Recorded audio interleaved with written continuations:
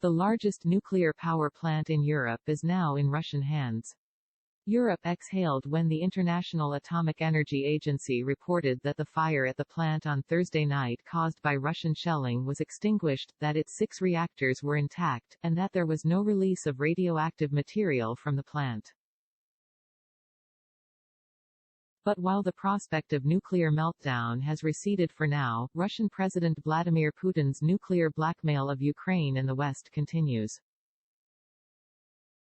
The Zaporizhzhia plant, located in eastern Ukraine near the largely Russian-occupied Donbas, supplies 20% of Ukraine's power, providing electricity to some 4 million Ukrainian homes. One of 4 Soviet-built nuclear plants with 15 reactors in Ukraine, Zaporizhzhia was just one of the recipients of some 500 missiles Russian forces have fired at Ukrainian targets since Moscow's invasion began. But the plant is no ordinary target. Attacking a nuclear plant is an international war crime.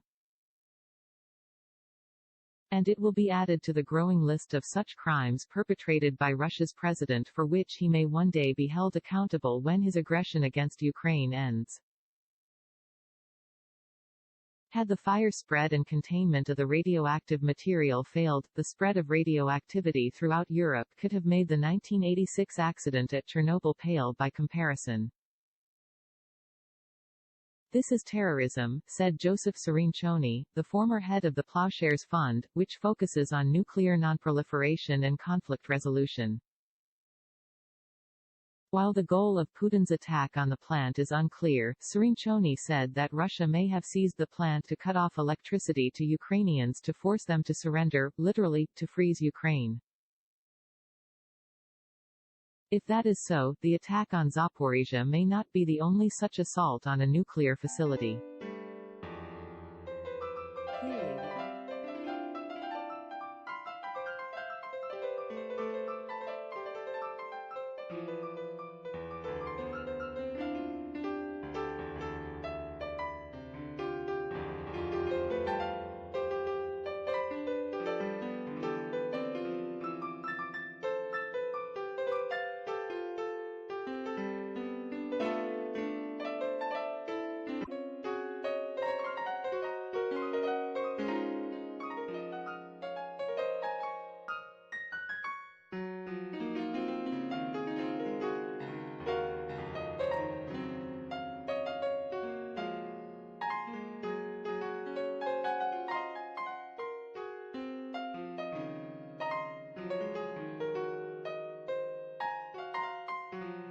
Russia has a stockpile of some 4,477 nuclear warheads assigned for use by long-range strategic launchers and tactical, or shorter-range forces.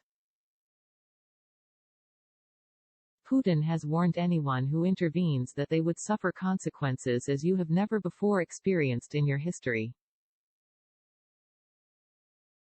While many experts regard Putin's threat as a bluff, it was a stark reminder that Russia, along with the U.S.,